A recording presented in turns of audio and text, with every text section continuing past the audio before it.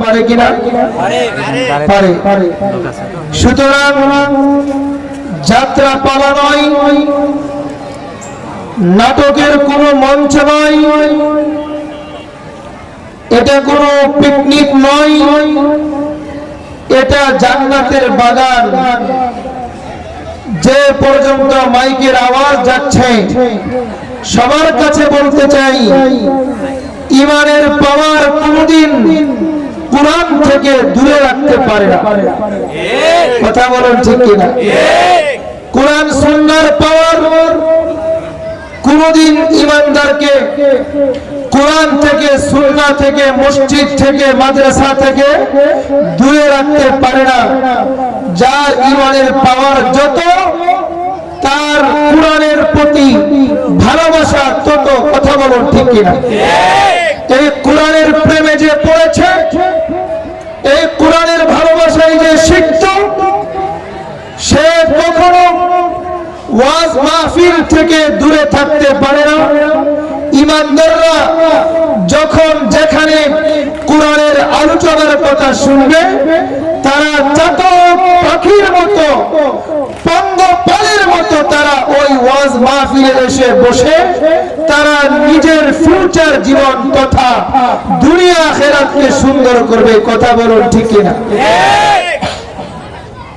এক বুজুর্গ তো বলেছেন, মাইলে মুমিন সুয়ে মসজিদ মিশাওয়াত, মাইলে কাফের সুয়ে মন্দির মিশাওয়াত।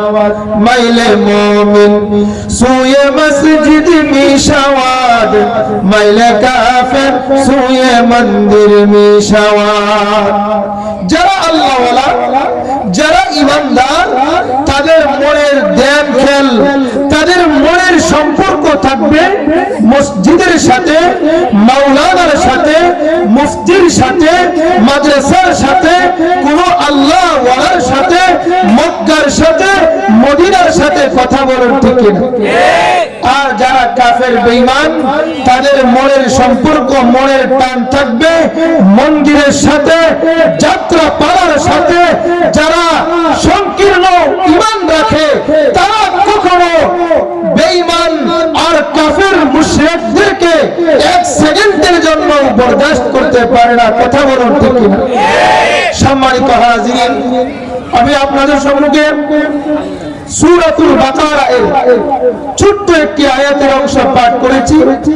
নবীজির অসংখ্য হাদিস থেকে ছোট্ট একটি হাদিস আমি পাঠ করেছি। আয়াত এবং হাদিসকে সামনে রেখে কিছু কথা বলার প্রয়াস চালাবো ইনশাআল্লাহ তাআলা। আমরা সবাই জানি, আল্লাহ পাক রব্বুল আলামিন এই পৃথিবীতে প্রত্যেকটা সৃষ্টিকে জোড়ায় জোড়ায় সৃষ্টি করেছেন। কথা বলুন ঠিক কিনা? প্রত্যেক সৃষ্টির আল্লাহ পাক রব্বুল আলামিন জোড়া রেখেছেন। আল্লাহ পাক রব্বুল আলামিন কোরআনে বলেছেন, ওয়া খালাকনাকুম আজওয়াজা, আমি তোমাদেরকে জোড়ায় জোড়ায় সৃষ্টি করেছি। কথা বলুন ঠিক কিনা? এটা আবার সেই জোড়া না, রমনা পার্কের গাছের গোড়ায় বসছে ওরা জোড়ায় জোড়ায়, যায় না চেনা মানুষ না পশু, ওদের আচরণ চলাফেরায়। কথা বলুন ঠিক কিনা? ওই জোড়ার কথা এখানে বলা হয় নাই। এখানে বলা হয়েছে আল্লাহ পাক রব্বুল আলামিন প্রত্যেকটা স্বামীর জন্য স্ত্রী রেখেছেন, প্রত্যেকটা পুরুষের জন্য আল্লাহ পাক রব্বুল আলামিন মহিলা রেখেছেন।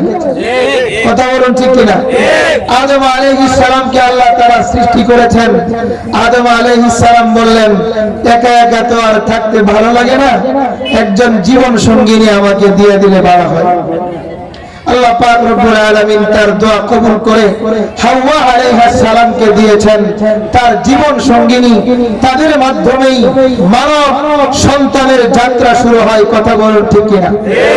আল্লাহ সব কিছু, সব মাখলুক আল্লাহ তাআলা জোড়ায় জোড়ায় সৃষ্টি করেছেন। আমাদেরকেও আল্লাহ তাআলা জোড়ায় জোড়ায় সৃষ্টি করেছেন। আমরা পুরুষ, আমাদেরকে আল্লাহ তাআলা দিয়েছেন, প্রত্যেক জনের জন্য বরাদ্দ করেছেন বরাদ্দ করেছেন এক একজন মহিলা। কথা বলো ঠিক কিনা? আমরা সবাই জানি এই মা মেয়ে মহিলার ইজ্জত সম্মান কোনো কিছুই ছিল না। ইসলাম আগমনের পূর্বে মা মেয়ে মহিলাকে সমাজের নিম্ন শ্রেণীর মানুষ মনে করা হতো, সমাজের নিম্ন শ্রেণীর প্রাণী মনে করা হতো। এমনকি আমরা এটাও জানি সেই যুগে কোন মহিলার ঋতুস্রাব হলে পরে সেই মহিলার বিছানা পৃথক করে দেওয়া হতো। কথা বলুন ঠিক কিনা? সেই মহিলার হাতের রান্না পর্যন্ত ভক্ষণ করা হতো না। সেই মহিলাকে সমাজের নিম্ন শ্রেণীর মানুষ মনে করা হতো, তার সাথে কথা বলা বন্ধ রাখা হতো। শুধু তাই নয়, সমাজের মেয়েদেরকে খুঁজে খুঁজে সেই অসভ্য সমাজের মানুষগুলো তারা নিজের জীবন্ত মেয়েকে পুঁতে রাখত। কথা বলুন ঠিক কিনা? তার একটা জ্বলন্ত প্রমাণ আপনারা সবাই শুনেছেন। একজন সাহাবীর নাম দাহিয়াতুল কালবি রাদিয়াল্লাহু তাআলা আনহু। নাম শুনেন নাই? দাহিয়াতুল কালবি, যে সাহাবীর নামে, যে সাহাবীর রূপ ধরে, যে সাহাবীর আকৃতি নিয়ে স্বয়ং সাইয়্যিদুল মালাইকা জিবরাইল আলাইহিস সালাম নবীজির কাছে ওহী নিয়ে আসতেন। সুবহানাল্লাহ। সেই সাহাবী অনেক উঁচা একজন ব্যক্তি ছিলেন, সুশ্রী সুন্দর একজন সাহাবী ছিলেন, যে সাহাবীর রূপ ধারণ করে জিবরাইল আলাইহিস সালাম নবীজির কাছে ওহী নিয়ে আসতেন। সেই সাহাবী এত সুন্দর ছিলেন, তাকে দেখার জন্য মক্কার আরবের সব মেয়েরা তারা চাতক পাখির মতো পাগল পারা হয়ে তাকে দেখতে থাকতো আর তাকিয়ে থাকতো আর বলতো, একজন সাহাবী দাহিয়াতুল কালবি যদি এত সুন্দর হয় তাহলে ইউসুফ নবী কত সুন্দর, একজন সাহাবী যদি এত সুন্দর হয় তাহলে ইতিম নবী, মাছের নবী, গাছের নবী মুহাম্মদুর রাসূলুল্লাহ সাল্লাল্লাহু আলাইহি ওয়াসাল্লাম কত সুন্দর। ওই দাহিয়াতুল কালবি রাদিয়াল্লাহু তাআলা আনহু তিনি যখন কালিমা পড়ে মুসলমান হন নাই, তিনি বড় অসভ্য জাতিতে বসবাস করতেন, অসভ্য সমাজে বসবাস করতেন। তারাও নিজের মেয়েকে জীবন্ত পুঁতে রাখত। সেখানে মা মেয়ের ইজ্জত সম্মান কোনো কিছুই বলতে ছিল না।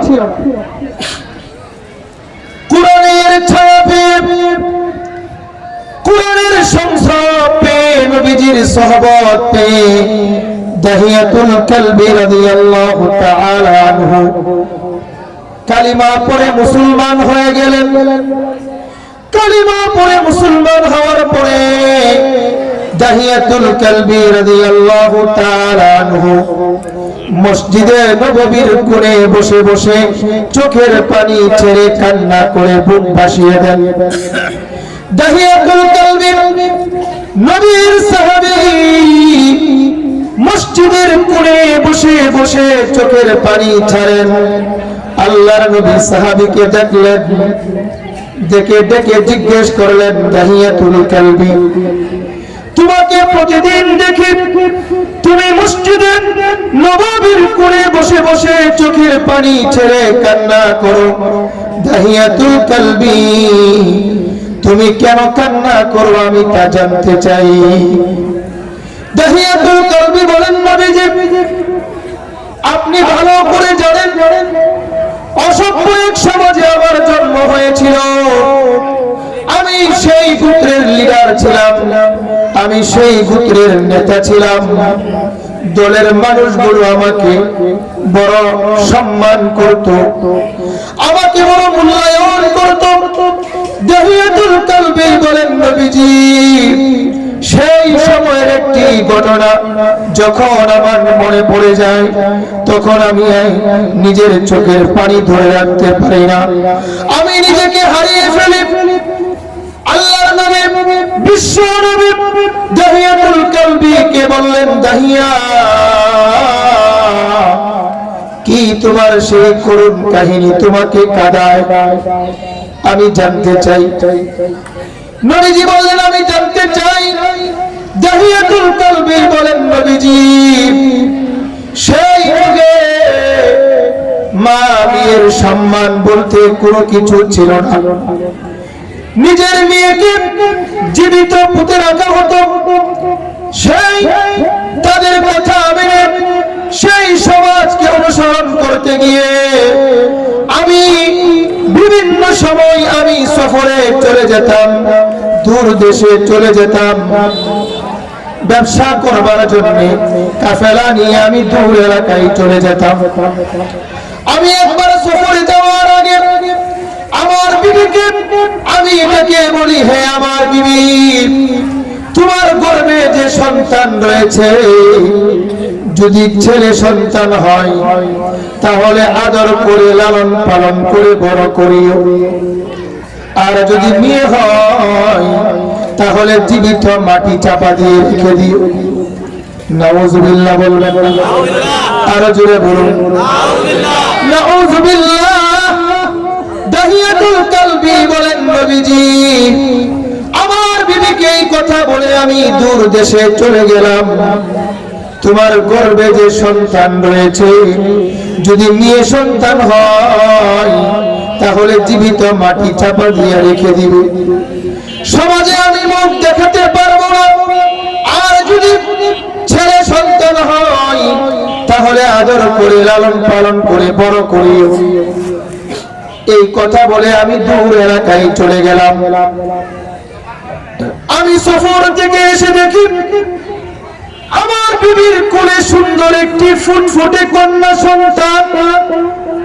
আমি জানতে চাইলাম, বিবিরে এত সুন্দর একটি কন্যা সন্তান তুমি কোথা থেকে পেলে? আমার বিবি আমাকে বলতেছিল, প্রাণের স্বামী গো, এই সুন্দর সুশ্রী একটি কন্যা সন্তান ওই পাশের একজন মহিলা, ওই গ্রামের একজন মহিলা জন্ম দিয়েছে। সুন্দর চেহারা থাকার কারণে আমার কাছে ভালো লেগেছে, আমি নিয়ে এসেছি। আমার কাছে ভালো লেগেছে, আমি তাকে লালন পালন করব, আমি তাকে আমার কাছে রেখে দিব। দাহিয়াতুল কলবি বলেন নবীজি আমার বিবির কথা আমি বিশ্বাস করেছিলাম। সুন্দর ফুটফুটে একটি কন্যা সন্তান। কিছুদিন পরে আমাকে আব্বু বলে ডাকে, আমার বিবিকে আব্বু বলে ডাকে। এবার আমি আমার বিবিকে বলি, হে আমার প্রাণের বিবি রে, এই মেয়েটি এখন থেকে আমাকে আব্বু বলে ডাক দেয়, আর তোমাকে আম্মু বলে ডাক দেয় কি কারণ আমি জানতে চাই। দাহিয়াতুল কলবি বলেন নবীজি সেই সুন্দর মেয়েটি এত সুশ্রী ছিল, এত সুন্দর ছিল, আমাকে সুন্দর মুখ বলে আমাকে আব্বু বলে ডাকত। আমার কথা যখন আমি প্রশ্ন করেছি আমার বিবিকে, এত সুন্দর মেয়ে এখন তোমাকে আম্মু বলে ডাকে, আমাকে আব্বু বলে ডাকে, এটা আমি মেনে নিতে পারবো না, এটা আমি সহ্য করতে পারবো না। দাহিয়াতুল কলবি বলেন নবীজি আমার বিবি আমাকে আর বিষয়টি গোপন না রেখে আমার কাছে ওপেন করে দিয়েছে। আমার বিবি আমাকে বলেছে, প্রাণের স্বামী গো, যখন তুমি দূর দেশে সফরে চলে গিয়েছিলে এই মেয়েটি একমাত্র তোমার সন্তান আমার গর্ভ থেকে জন্মগ্রহণ করেছে। সুন্দর সুশ্রী একটি মেয়ে আল্লাহ পাক রব্বুল আলামিন আমাদেরকে দান করেছেন। তার চেহারা সুন্দর হওয়ার কারণে আমি তোমাকে সত্য কথাটি বলি নাই, কারণ তুমি তাকে জীবিত মাটি চাপা দিয়ে রেখে দিবে। দাহিয়াতুল কলবি বলেন নবীজি এই কথা শোনার পরে আমি নিজেকে সামলাতে পারি নাই।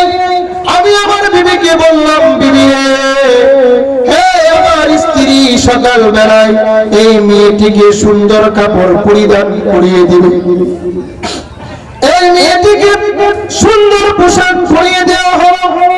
আমি সেই মরু প্রান্তরে ভোর বেলায় নিয়ে গেলাম। মেয়েটি এত সুন্দর ছিল, এত সুশ্রী ছিল, এত সুন্দর তার চেহারা, এত সুন্দর তার কথা ছিল। নবীজি ওই মেয়ের কথা যখন আমার মনে পড়ে যায় আমি নিজেকে ঠিক রাখতে পারি না। দাহিয়াতুল কালবি বলেন নবীজি ওই মেয়েটিকে আমি মরুপ্রান্তরে নিয়ে যাওয়ার পরে বিশাল মরুপ্রান্তর মেয়েটি আমার গালে চুম্বন করে আমার দাড়িতে হাত রেখে রেখে বলে বাবা জান আমাকে কোথায় নিয়ে ছুটেছেন আমি জানতে চাই। দাহিয়াতুল কালবি বলেন নবীজি এই মেয়ের কোনো কথার কর্ণপাত আমি করি নাই, মেয়ের কোনো কথার জবাব আমি দেই নাই।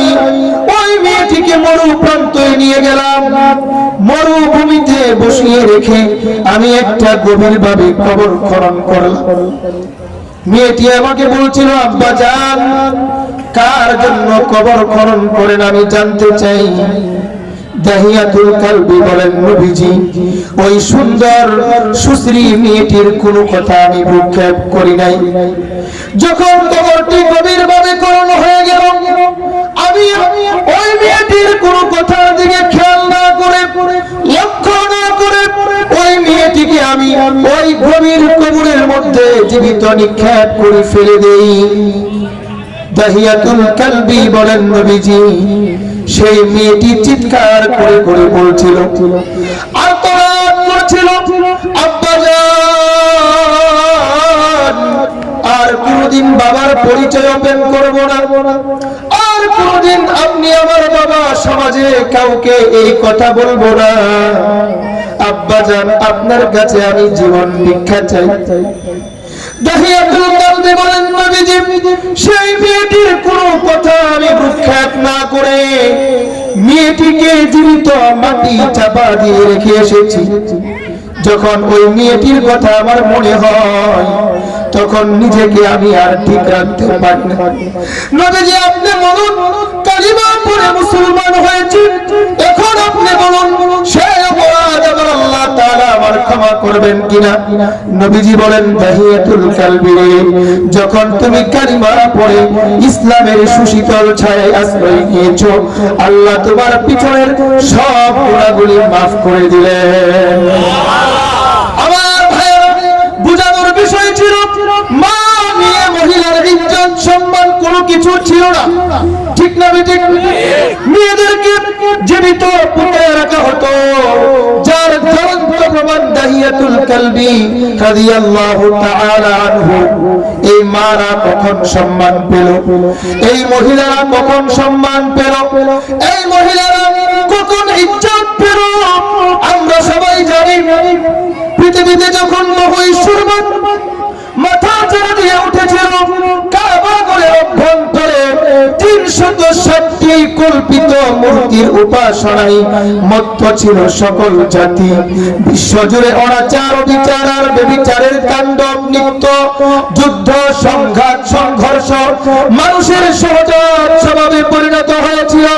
সমাজে ইজ্জত সম্মান স্নেহ প্রেম প্রীতি ভালোবাসা বলতে কোনো কিছু ছিল না। ঠিক সেই সময়ে মহান রব্বুল আলামিন এই ধরা পৃষ্ঠে প্রেরণ করেছেন আপনার আমার নবী, মাছের নবী, গাছের নবী মুহাম্মদুর রাসূলুল্লাহ সাল্লাল্লাহু আলাইহি ওয়াসাল্লামকে। কথা বলুন ঠিক কি না? সেই মহামানবের আগমনে মানবতার মরজঙ্গে ঝড় নেমে এসেছিল। গোত্রের লোকেরা কলহ হিংসা বিদ্বেষ সবকিছু ভুলে গিয়ে জাতির জীবনের প্রশান্তির ঝর্ণা দ্বারা শুরু করেছিল এবং দ্ব্যর্থহীন কণ্ঠে নবীজি ঘোষণা করেছিলেন আর দুনিয়া কুল্লুহা মাতা ওয়া খায়রু মাতা'id দুনিয়া আল মারআতুস সালিহা। নবীজি দ্ব্যর্থহীন কণ্ঠে ঘোষণা করেছেন আর দুনিয়া কুল্লুহা মাতা, এই জগতের মানুষ পৃথিবীর সব কিছুই সম্পদ, উত্তম সম্পদ হলো একজন সতী মহিলা। কথা বলুন ঠিক কিনা? আজকে আমরা দেখেছি মহিলা ভালো তো সমাজ ভালো, মহিলা আমলদার তো সমাজ আমলদার, মা আমলদার তো সন্তান আমলদার। কথা বলুন ঠিক কিনা? আমরা দেখেছি গত কিছুদিন আগে আমাদের দেশের একজন মহিলা ছিল, তার কার্যক্রম আমরা দেখেছি, আমরা সহ্য করে নিয়েছি, আমরা বলেছি ইন্না বাতশা রাব্বিকা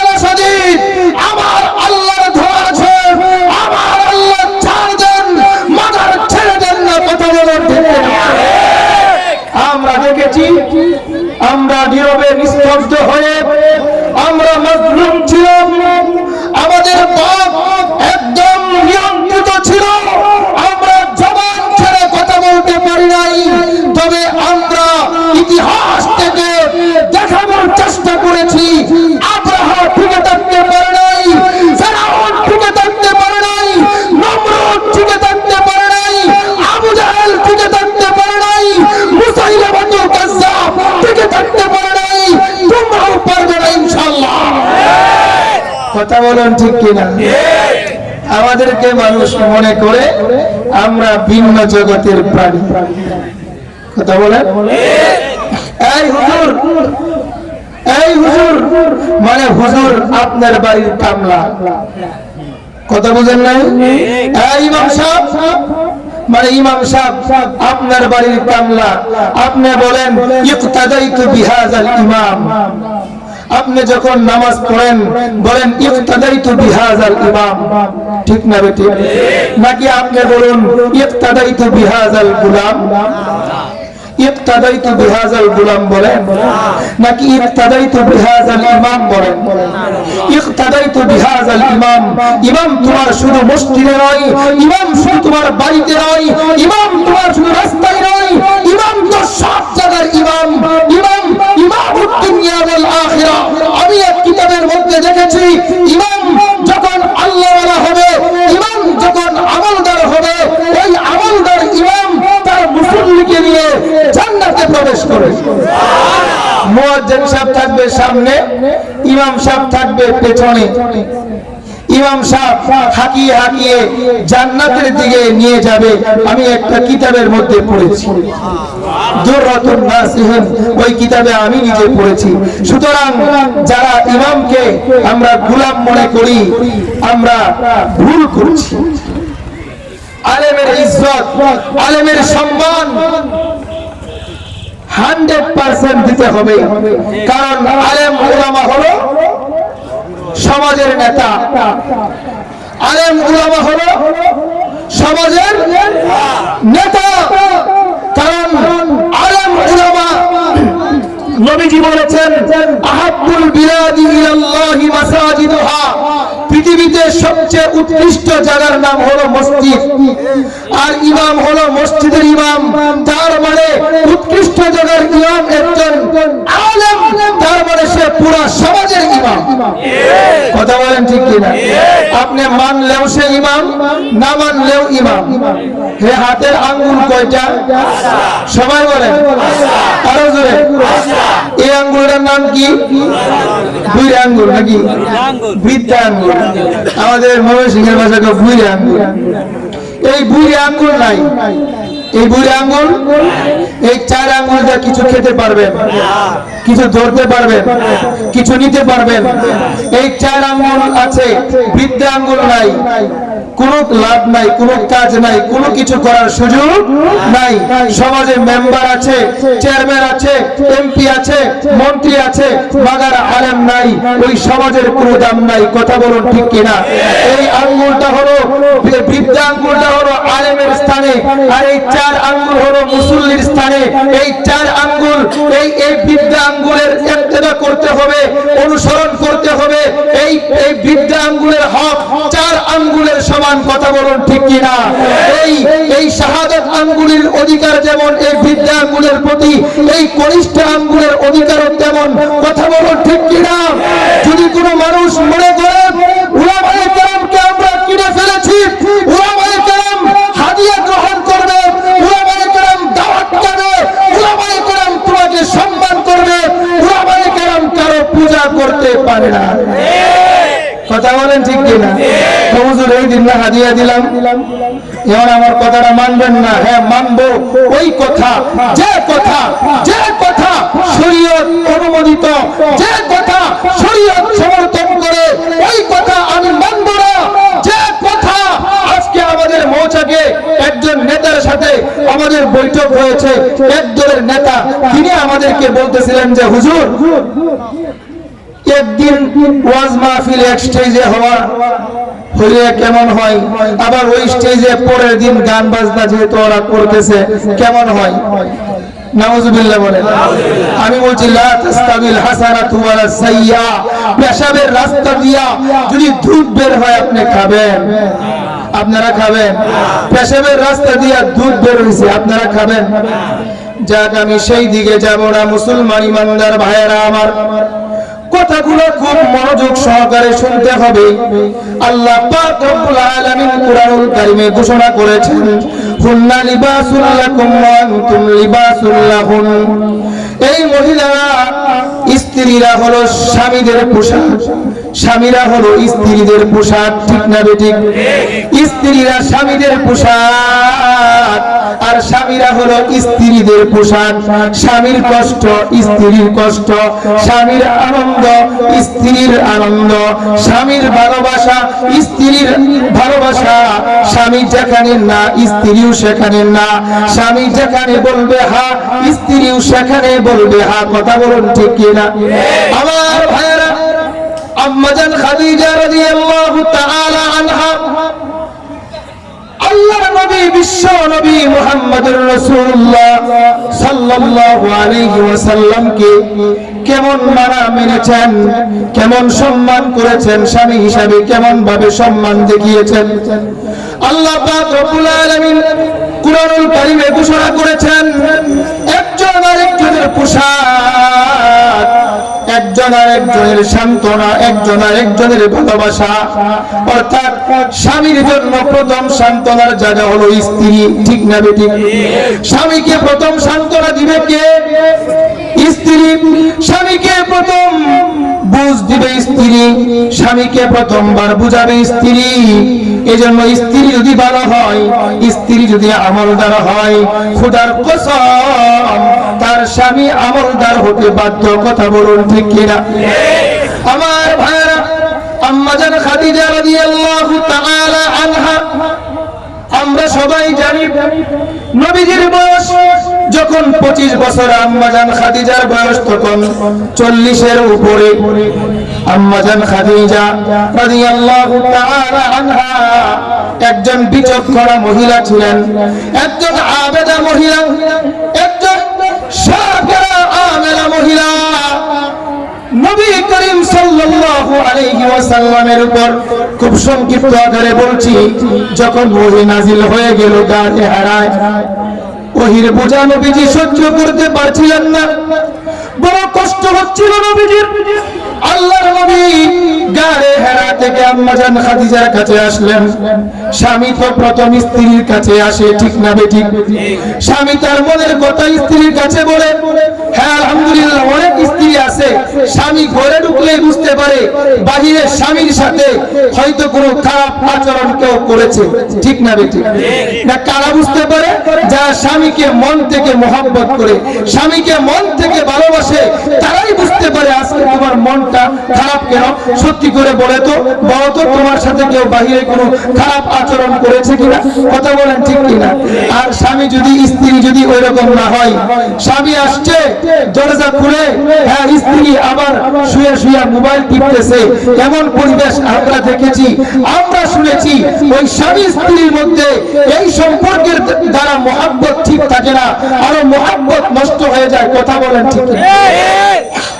আম্মাজান খাদিজা রাদিয়াল্লাহু তাআলা আনহার কাছে নবীজি আসলেন, এসে বললেন, ইয়া খাদিজা লাকাদ খাশিতু আলা নাফসি, আমি আমার নিজের উপর ভয় পাইতেছি, আশঙ্কা করতেছি। খাদিজা রাদিয়াল্লাহু তাআলা আনহা বললেন, ক্বালাত খাদিজা, খাদিজা বললেন, কাল্লা লা ইউখজিকাল্লাহু আবাদা, আল্লাহ পাক রব্বুল আলামিন আপনাকে কোনদিন অসম্মানী করবেন না। আল্লাহ পাক রব্বুল আলামিন আপনাকে লাঞ্ছিত, বঞ্চিত, অপমানিত করবেন না। স্বামীকে সান্ত্বনা দেয় স্ত্রী, স্ত্রী আমলদার হলে স্বামীকে সব জায়গায় সব ক্ষেত্রেই সান্ত্বনা দেয়। কথা বলুন ঠিক কিনা? আল্লাহর নবীর মা নাই, বাবা নাই, দাদা নাই, কেউ নাই। আল্লাহর নবী সর্বপ্রথম খাদিজার কাছে এসে তার মনের কথা বললেন, আমার খুব ভয় হচ্ছে, আমার খুব আশঙ্কা করছি। লাকাদ খাশিতু আলা নাফসি, আম্মাজান খাদিজা বললেন, প্রাণের স্বামী গো, লা ইউখজিকাল্লাহু আবাদা, আল্লাহ তাআলা আপনাকে কখনো অসম্মানী করবেন না। সুবহানাল্লাহ। স্ত্রী তার স্বামীকে সান্ত্বনা দেয় কিভাবে? স্বামীর 5টা গুণ প্রকাশ করেছেন। স্বামীর গুণগুলো বলে বলে স্ত্রী স্বামীকে সান্ত্বনা দেয়, বলে, স্বামী আমার ইন্নাকা লাতাসিলুর রিহমা, ও আমার প্রাণের স্বামী, আপনি তো আত্মীয়তার বন্ধন ঠিক রাখেন, আপনি আত্মীয়তার বন্ধন ছিন্ন করেন না। ও আমার প্রাণের স্বামী, ইন্নাকা লাতাসিলুর রিহমা, আপনি আত্মীয়তার বন্ধন ঠিক রাখেন, এই কারণে আল্লাহ আপনাকে অসম্মানী করবেন না। এক নম্বর কারণ, স্ত্রী স্বামীকে সান্ত্বনা দেয় স্বামীর গুণগুলো বলে বলে। দুই নম্বর হলো ওয়াতাহমিলুল কাল্লা, ও আমার প্রাণের স্বামী, আপনাকে আল্লাহ তাআলা কোনদিন অসম্মানী করবেন না। দুই নম্বর কারণ হলো ওয়াতাহমিলুল কাল্লা, আপনি মানুষের বোঝা বহন করেন, আপনি মানুষকে সহযোগিতা করেন। ওই যে একটা বুড়ি আপনাকে কষ্ট দিত, ওই বুড়ির বোঝাও আপনি বহন করেছেন, ঠিক না ঠিক? আম্মা জান খাদিজা আমার নবীকে সান্ত্বনা দিয়ে বললেন, স্বামী আমার, ওয়াতাহমিলুল কাল্লা, আপনি মানুষের বোঝা বহন করেছেন, এই কারণে আল্লাহ তাআলা আপনাকে অসম্মানী করবেন না। আর তিন নম্বর হলো ওয়াতাকরিউজ যায়ীফ, স্বামী আমার, আপনি মেহমান নওয়াজ, আপনি মেহমানদারি করেন, এই মেহমানদারির গুণ আপনার মধ্যে রয়েছে, এই কারণে আল্লাহ আপনাকে অসম্মানী করবেন না।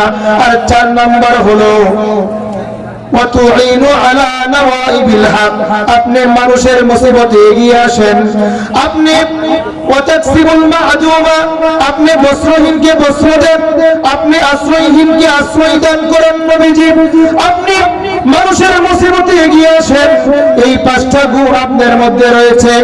স্বামী আমার, আল্লাহ পাক রব্বুল আলামিন আপনাকে কোনদিন অসম্মানী করবেন না। স্ত্রীর পক্ষ থেকে স্বামীকে সান্ত্বনা দেওয়া, এটা হলো স্ত্রীর প্রথম অধিকার, প্রথম দায়িত্ব। কথা বলুন ঠিক কিনা? আম্মা জান খাদিজা রাদিয়াল্লাহু তাআলা আনহা নবীজিকে সান্ত্বনা দিয়ে বললেন, আপনাকে আল্লাহ অসম্মানী করবেন না। আমার মুসলমান ইমানদার ভাইয়েরা, আমরা সবাই জানি স্ত্রী কখন স্বামীর ভক্ত হয়। স্ত্রী দিনদার না হলে বড় স্বামীর জন্য কঠিন হয়ে যায়। আল্লাহর নবী হাদিসের মধ্যে বলেছেন, পৃথিবীর সব কিছুই সম্পদ, উত্তম সম্পদ হলো সতী মহিলা। কথা বলেন ঠিক কিনা? যদি স্ত্রী ভালো না হয় তাহলে কিন্তু বড় ঝামেলা। আমাদের সমাজে একটা ভাইরাস আমরা দেখি, অনেক স্ত্রীরা আছে স্বামীকে নাম ধরে ডাকে, আছে না নাই? আরো জোরে বলেন। স্বামীকে নাম ধরে ডাকে, যদি প্রশ্ন করেন এটা কি, সে উত্তর দেয় দিস ইজ নিউ ফ্যাশন, এটা নাকি আধুনিকতা। স্বামীকে নাম ধরে ডাকে, এটা নাকি আধুনিকতা। আমার বুঝে আসে না এটা কোন ধরনের আধুনিকতা। এই আধুনিকতা আমাদের মাদের কাছে ছিল না, এই আধুনিকতা আমার দাদির কাছে ছিল না, এই আধুনিকতা আমার নারীর কাছে ছিল না। তাই আমাদের নারীদেরকে আমরা দেখেছি এমন বুরকা পরেছে, রাস্তাঘাট পর্যন্ত পরিষ্কার হয়েছে। আর এখন আমরা দেখি জিন্সের প্যান্ট আর গেঞ্জি ছাড়া কিছুই না। কথা বলেন ঠিক কিনা? রাস্তার দুই ধারে, সিনেমা হলের পারে, পাগলের বেশ ধরে শরীরটা খালি করে। কথা বলেন ঠিক কিনা? আমার ভাইয়েরা, বর্তমান সমাজের অবস্থান আপনাদেরকে আমি বলছি, একজন মহিলা, একজন দিনদার মহিলা যদি পেয়ে যান তাহলে পুরো সমাজ আলোকিত হয়ে যাবে। একটা দিনদার মহিলা যে পরিবারে ঢুকে যায়, এই পুরো পরিবার মাদ্রাসার ছাত্র ছাত্রী হয়ে যায়। কথা বলেন ঠিক কিনা? এই কারণে আল্লাহর নবী হাদিসের মধ্যে বলেছেন, আল মারআতু ইযা সাল্লাত খামসাহা ওয়া সামাত শাহরাহা ওয়া সানাত ফারজাহা ওয়া তাআত বালাহা ফালতাদখুল মিন আইয়াবওয়াবিল জান্নাতি শাআত। নবী আমার বলেন, যখন মহিলারা 5 ওয়াক্ত নামাজ পড়বে, ওয়া সামাত শাহরাহা, রমজান মাসের রোজা রাখবে, মহিলারা নামাজ পড়বে, পুরুষদের নামাজের দরকার নেই। আছে? পুরুষদের নামাজের দরকার আছে? তাহলে পড়েন না কেন? নামাজ কয়েকটা ফরজ, কয়েকটা পড়েন, মিছা কথা কইন না। হ্যাঁ, আমাদের সমাজ সমাজে অনেক মুসলমান আছে, তারা কোন নামাজ তো মসজিদে যায় পড়া দরকার নাই, আছে না নাই? আছে না নাই? আবার এমন মুসলমান পাওয়া যায় আমাদের বাবার কাছে গেলে নামাজ লাগে না, কথা বলেন ঠিক কিনা? আবার অনেক মুসলমান পাওয়া যায় নামাজ মনে মনে পড়লেই চলে, কতক্ষণ ঠিক কিনা? আছে না নাই?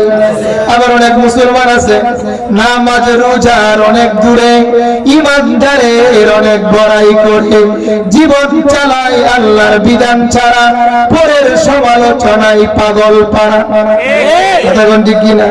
আরে দাগে ভরা নিজের আচল আগে দেখে নাও, পরের নামে বদনাম তুমি চিন্তা করে দাও। নিজের দোষের অভাব নাই, আরেকজনের দোষ খুঁজে বেড়াই, ঠিক না ঠিক? আরে দোষ খুঁজার জায়গা কোনটা? চার দোকান, যতই খুশি মনে বসে চায়ের দোকানে, ধূমপান বিষপান মারে জুড়ে টান, কথা বলেন ঠিক কিনা? ধূমপান বিষপান মারে জুড়ে টান, কোথায় যে গেল তোমার ইমানি জোশ?